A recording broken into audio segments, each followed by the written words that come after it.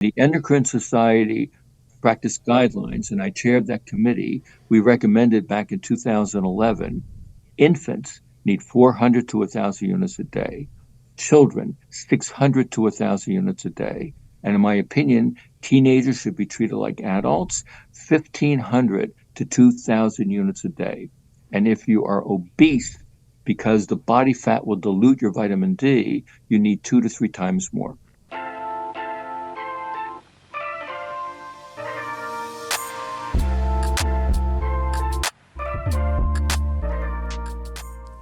Sometimes when you have a guy like me that's been into health, into fitness, into supplementation, into good food since I was about 16, you follow these trends in health. They go up and down, they go up and down. And what ends up happening is we get lured away sometimes into paying for this supplement that we think is magic and is going to do this, is going to do that, and is going to do that. I came up with a little joke this morning. We're going to be talking about vitamin D with one of the world's authorities, if not, in my opinion, the world authority on vitamin D that's dedicated his life, demystifies, myth busts in such an incredible way. And I believe by the time we finish, your opinion of vitamin D, like mine, is going to be plain as the sunburned nose on your face. But this guy does not advocate tanning your face or getting sunburned. We'll learn a lot more about that. We have Dr. Michael Holick, a world authority on vitamin D, with us, a Boston University guy. And Michael, would you, first of all, welcome to Ultralife Today, and would you just take a few moments, because I know you could spend the next hour talking about all the scientific research papers that you've authored and co-authored over the years and some very interesting things that you've done in your life. Tell us a little bit about you. So, I'm professor of medicine, pharmacology, physiology, biophysics, and molecular medicine at Boston University School of Medicine. And I started my career at the University of Wisconsin back in 1969 in the Department of Biochemistry. And people always ask me the question, why did you get involved in vitamin D? And the answer is, I had zero interest in vitamin D. I was a graduate student in the biochemistry department, and just like all other students, wanted to work in the hottest area, which like in DNA was just discovered. Right. But all of those positions were filled. So they sent me over to see Dr. DeLuca, who was working in vitamin D. And my response was, I have no interest in working in vitamin D. And the response back to me was, it doesn't matter what you're interested in. This is what you're going to be working in. And it turns out that I was very fortunate, because originally it was thought vitamin D was boring, right? It was prevented rickets in children. It's in milk. But now we know a lot more. And I happen to be in the right place at the right time. So I'm the one that, for my master's degree, that took me 3 months of research to identify the major circulating form of vitamin D is 25-hydroxyvitamin D. That's the vitamin D when you go and get your blood test done by your doctor. Yep. I was the one that discovered that. And then I went on to discover the active form of vitamin D, which is 1,25-dihydroxyvitamin D. Why is that important? Because your kidneys make it. And we then began to realize that patients with kidney failure had severe bone disease because they couldn't activate vitamin D. I'm also an organic chemist. And so my roommate and I were the first to chemically the make it. The phytoplankton experiment, right? Yep. Yep. And took us 2 years. And we made enough material that we were able to give it to renal failure patients, kidney failure patients, and showed that the severe bone pain, being wheelchair bound, they started walking again. Incredible. That was my introduction into translational medicine with vitamin D. Wow. So impressive. Then I became fascinated with vitamin D being the sunshine vitamin. And I wanted to understand how you make it. And so we'll be talking about that in some of the questions that you're answering, that I'll be answering. But also what was curious to me was that your skin cells, your epidermal cells, had a receptor for active vitamin D. Now, why would they be there? Because it has nothing to do with calcium and bone metabolism. And we showed that it was a major regulator of cellular growth. And I put my MD hat back on and I asked the question, is there a practical value? And the answer was psoriasis. So we introduced the concept in the 1980s of topically applying active vitamin D for treating psoriasis. And I've been having fun in the vitamin D field ever since. Yes, you have. You've been a pioneer and an innovator for sure. So let's just bring it home for people that have heard about vitamin D all their life, quasi believe it's a necessity. They've never been consistent about taking it. We want to move through some questions to help people have a practical plan to be able to say, I know how to measure my vitamin D. I know how much I need for sufficiency. I know what it's going to do for me. So the carrots are all dangling in front of me for this potential for its life-giving benefits. So what role do you think vitamin D plays in our overall health? And why is it important for people to maintain adequate levels of vitamin D? As you call it, vitamin D sufficiency. Right. So vitamin D basically is necessary from birth until death. We now know that preeclampsia, the most serious complication of pregnancy, is associated with vitamin D deficiency. Using important muscle function for birthing, vitamin D plays a critical role in improving muscle strength. And we showed in over 200 of patients at our hospital that if moms were vitamin D sufficient, that they had a much less likelihood of requiring a cesarean section. Incredible. We also know that if mom is vitamin D sufficient during her pregnancy, her infant, as they're developing teeth, are less likely to develop dental caries. They're also less likely to develop wheezing disorder. There's good evidence that if you are vitamin D sufficient during your first 10 years of your life, that you have much less risk of developing type 1 diabetes and multiple sclerosis later in life. There's good evidence that vitamin D deficiency is associated with infectious disorders, including COVID-19. Yep, we'll cover that later. It reduces risk for cardiovascular disease, stroke, type 2 diabetes, neurocognitive dysfunction, among other important health benefits for your skeleton. So for children, vitamin D deficiency will not permit them to maintain their maximum height that's genetically programmed for them. They can develop rickets early on. For adults, they develop two types of bone disease. The first is that because you're vitamin D deficient and you can't get enough calcium into your body, the body takes it out of your bones. So it removes calcium and matrix from your bone, causing a hole and basically decreasing your bone density. But what it also does is that it causes a mineralization defect of any newly laid down collagen matrix. And as a result, not only aren't you able to mineralize new bone, but that collagen matrix is like jello, it hydrates. And so patients complain of throbbing, aching bone pain. They feel it when they're lying down, when they're sitting, when they're standing. They can't understand it. They're often misdiagnosed as having fibromyalgia when it's in fact osteomalacia. You know, when listening to so many of your different lectures you've done all over the world, one of the things that continually hit me in the face is this gentleman, Dr. Holick, has pioneered so many different studies.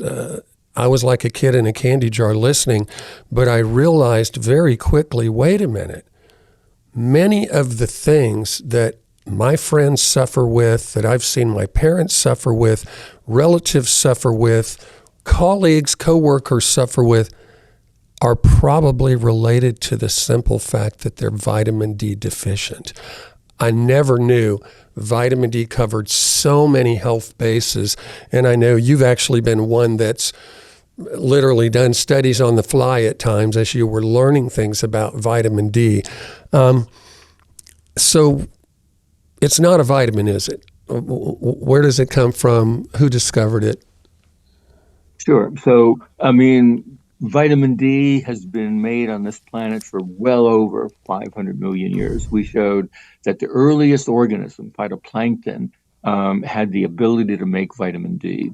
We believe that vertebrate evolution what was caused by the fact that vitamin D helped to be able to increase calcium metabolism for developing a vertebrate skeleton.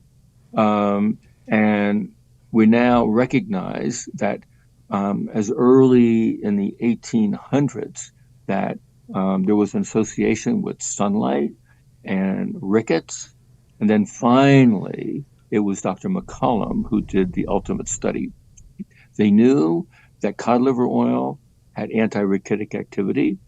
He oxygenated it and heated it to destroy the vitamin A activity, which was thought to be the cause for having anti-ricketic activity. And when the vitamin A was gone, he realized that there was a new vitamin. And as a result, he named it vitamin D. But you're correct. Vitamin D is produced in your skin from exposure to sunlight. And it has to go to your liver and to your kidneys to get activated. So therefore, by definition, it's a hormone.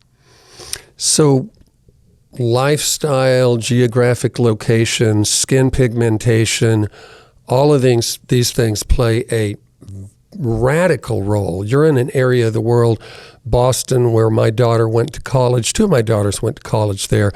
And Boston is like a wasteland for vitamin D deficiency, isn't it? Tell us a little bit about this idea of geographic location and lifestyle and how that plays into vitamin D sufficiency.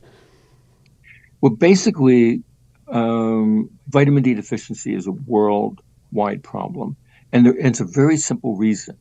It's because Mother Nature designed us for our skin type and for our latitude to be able to make an adequate amount of vitamin D. And as a result, there is very little vitamin D in your diet, right? Oily fish like salmon, mackerel, herring, mushrooms exposed to sunlight, cod liver oil. Those are the only three major natural sources of vitamin D. Breast milk doesn't even have much vitamin D in it, does it? I learned that from you. I was shocked. Yep. It has 100 international units. It helps to prevent rickets in children, but will only barely help you with your vitamin D status. Wow. And it will definitely not make you vitamin D sufficient. Interesting. I mean, so they're intimately related. And so the function of vitamin D is to maintain your blood calcium and phosphate. And it does it by regulating the efficiency of your intestine to absorb calcium and phosphate. If you're vitamin D deficient, you only absorb about 10 to 15% of your dietary calcium. Wow. Not enough. But with vitamin D, about 30 to 40%. If you're pregnant, lactating, growth spurts, the body immediately recognizes this, activates more vitamin D. So the efficiency of calcium absorption in the intestine can be as much as 80%. Parathyroid hormone also is a monitor for your blood calcium. And so it has a sensor in the glands in your neck, the parathyroid glands, and it's constantly monitoring your blood calcium all the time. And if the calcium starts to go down a little bit, the parathyroid hormone level goes up and it goes to your kidneys. It tells the kidneys to conserve calcium. And it also tells the kidneys to activate vitamin D, because more active vitamin D can then increase the efficiency of calcium absorption. And as a result, if none of those work, then parathyroid hormone goes to the skeleton and it will induce cells to release hydrochloric acid and enzymes that destroy the matrix to take out the calcium and to put a hole in your bone. So vitamin D and parathyroid hormone play a critical role in maintaining your calcium and phosphate metabolism. When you're vitamin D deficient and parathyroid hormone is continuing to go up and you can no longer satisfy your calcium requirement, another thing happens that is not appreciated, which is Parathyroid hormone causes you to lose phosphate into your urine. Why is that important? Because, like making concrete, where you need adequate cement, sand, and water, to make bone mineral, you need an adequate amount of calcium and phosphate. So if your phosphate level goes down, you have what's called an inadequate calcium phosphate product. And as a result, any of the new collagen rebar that's being laid down in your bone cannot be mineralized. And that's what causes osteomalacia. So we have established then that worldwide there's vitamin D deficiency, that where a person lives plays a profound role of the lack of exposure to sunlight. You're a person that preaches consistency, especially with this 2,000 to 3,000 international units a day of vitamin D for an individual. You said something really fascinating that I loved, and that was, I'll sum it up this way. It is a horrible idea to think about vitamin D as a therapeutic intervention, even though I do want to cover that with you. You're literally saying from the time a baby is in a mom's womb, that mom has got to be vitamin D sufficient. That will set that child's life on a course. But even babies, you recommend vitamin D, because we've got all these people out here, as you know, very scared about toxicity and vitamin D. And yet I really think it's important. We've got so many young mothers out there, so many wanting to become pregnant in this world. Mention the baby dosing of vitamin D and how important that is, because as you stated earlier, the lack of vitamin D in breast milk is a real thing. So show us how to keep a child from conception, through 10 years old, healthy and at a good vitamin D level.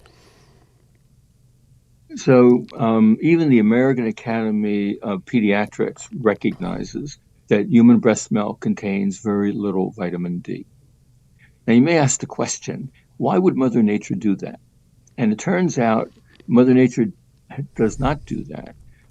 There's good evidence that, in a very nice study done by Bruce Hollis and Carol Wagner, if you give lactating women 6,000 units of vitamin D a day, they put enough vitamin D in their milk to satisfy their infant's requirements. Oh, nice. What that's telling us is that our hunter-gatherers outside every day were making thousands of units of vitamin D, putting it into the breast milk and satisfying the infant's requirement. Right. But we don't do that anymore. And so as a result, infants minimum should be 400 units a day, especially breastfed infants. The American Academy of Pediatrics urges that. The Endocrine Society practice guidelines, looking at all of the data, recommends 400 to 1,000 units a day. Now, why up to 1,000 units a day?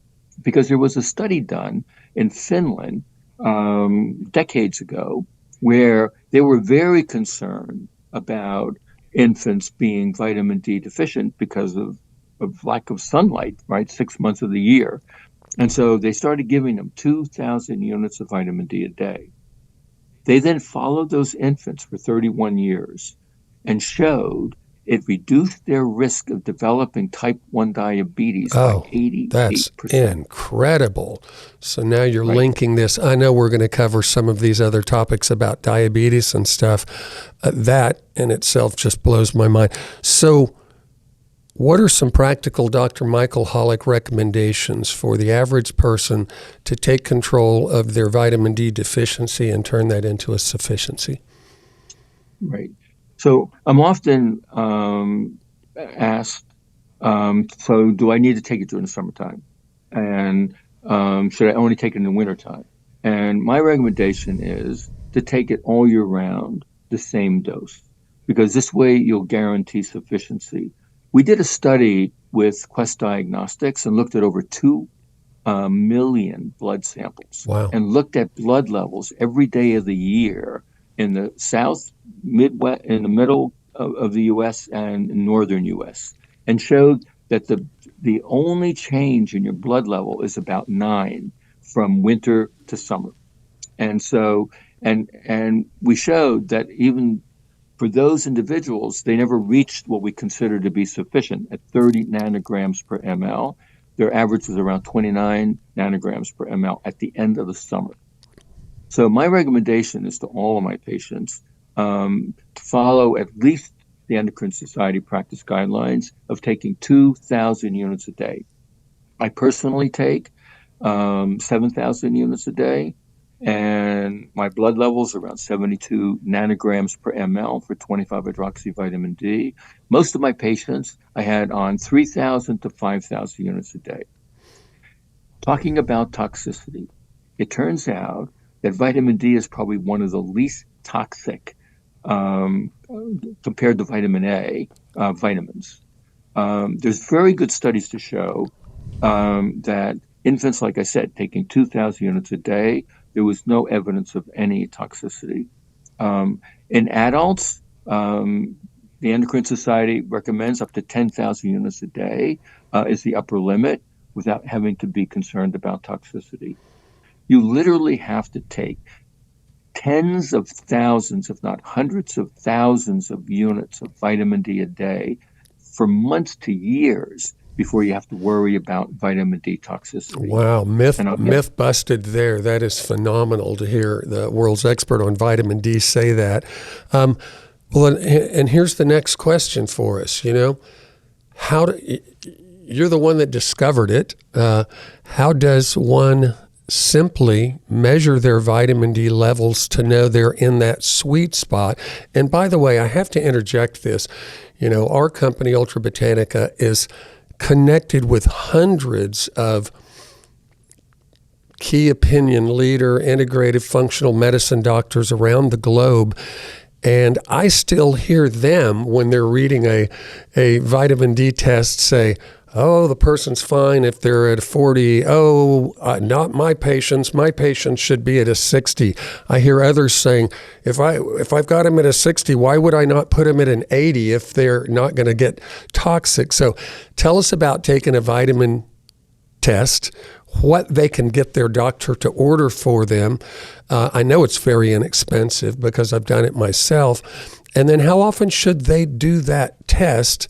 And later on, we're going to talk about a mobile app that you helped pioneer that will literally help people. They can download it for free, and they can literally basically use that as a guide to know that they're vitamin D sufficient. So the test, how often, and these levels, you hear people, it's all over the map, doctor. Please demystify that for me, because I hear this from doctors all the time.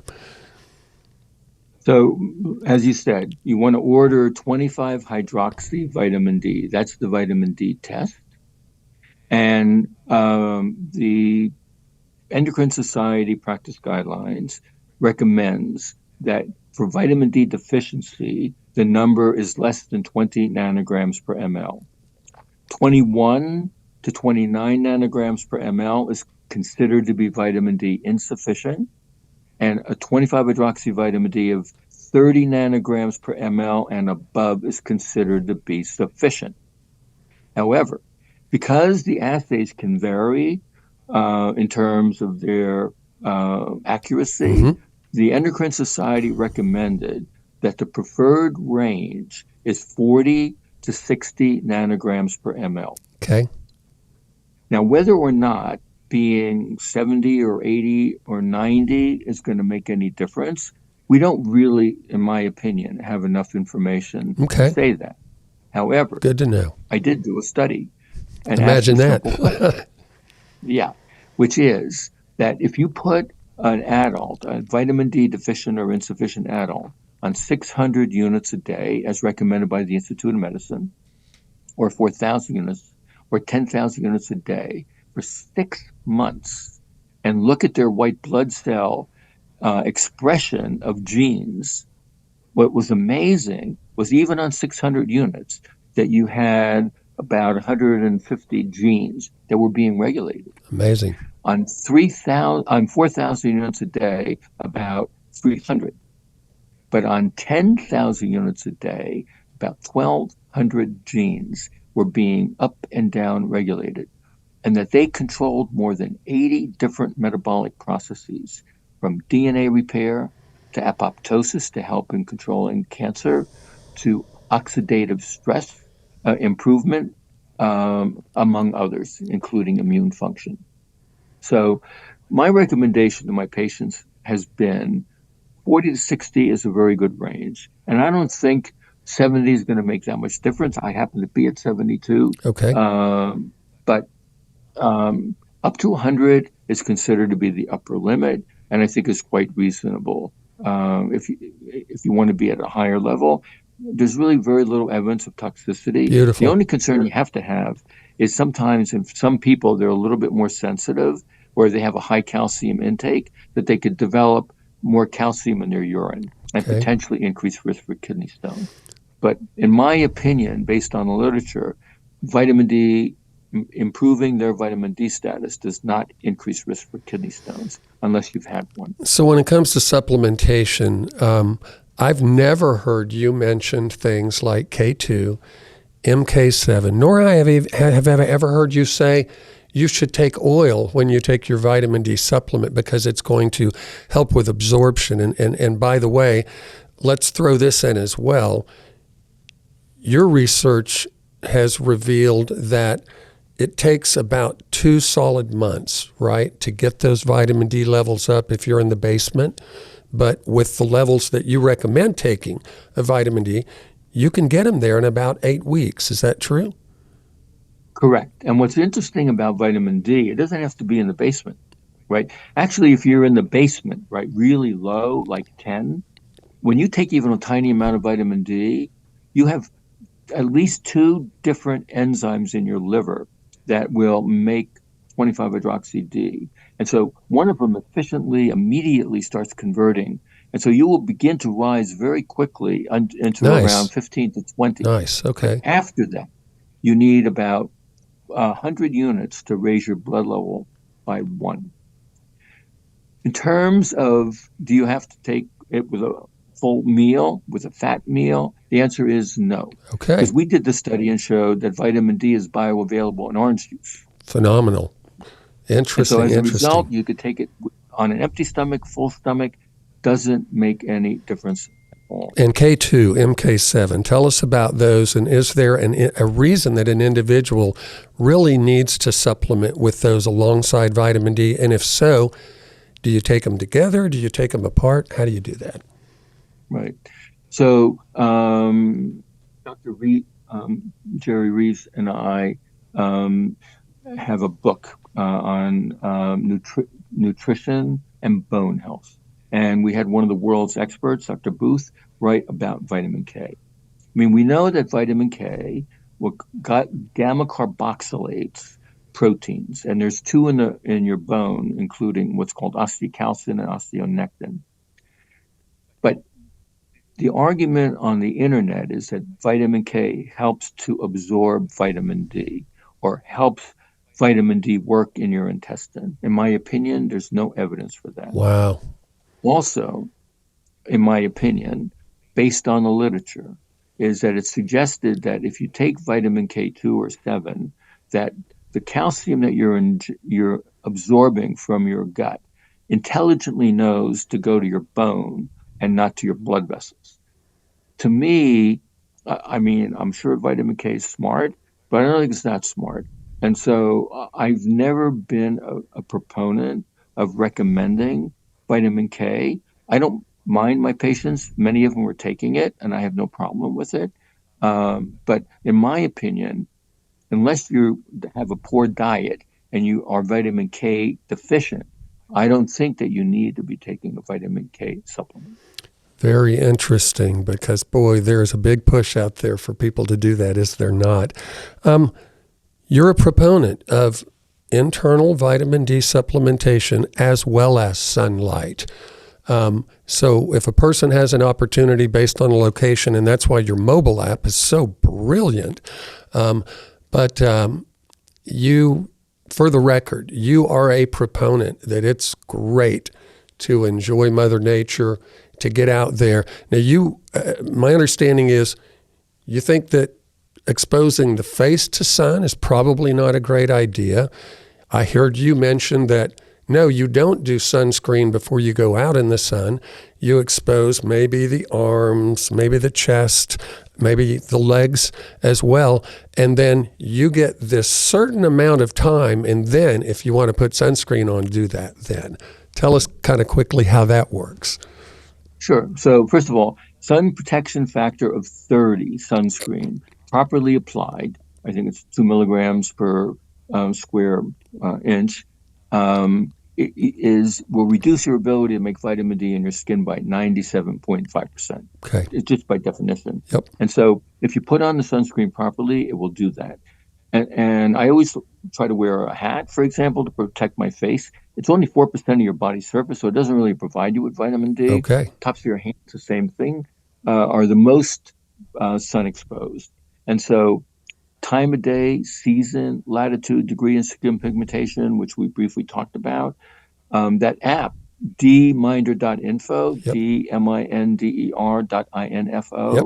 it will tell you anywhere on this planet, basically, because of the satellite telling how much UV is coming to the Earth's surface, when you can make vitamin D, how much vitamin D you make for your skin type, and warns you to get out of the sun so you don't get a sunburn. Nice. And so I'm typically asked, right, by reporters, so how long do you stay outside? So I say, look, if I know I'm going to get a mild sunburn after 30 minutes outside on Cape Cod in June at noontime, I would be out there for 10 or 15 minutes. Right. That translated, unfortunately, to the message. So you can go out 10 to 15 minutes anywhere on the globe, and you can make an adequate amount of vitamin D. And you're historically talking about those maybe 11 to 2 or 11 to 3 in the afternoon as being kind of the peak times, right? And we showed that even if you are in Panama at 8 o'clock in the morning with the sun shining brightly, you make no vitamin D. Wow. It's only you begin at around 9 o'clock, abruptly end at around 3 o'clock in the afternoon. So usually 11 to 2 is ideal, but 10 to 2 is okay. You just never want to get a sunburn. Okay. You've written an amazing book called The Vitamin D Solution, which off air you mentioned to me is still actually very current. I know you always have your nose to the grindstone with more research. You're so hungry for that, and I love it. But The Vitamin D Solution is a book that our viewers can get anywhere. Highly recommend that. You want to reach out and touch base with Dr. Holick. Of course, Facebook, Dr. Michael Holick, MichaelHolick. And then the very best website to connect with him is drmichaelholick.org. That's drmichael.org. Hey, we're going to keep moving forward in this and do some more. Looking forward to it.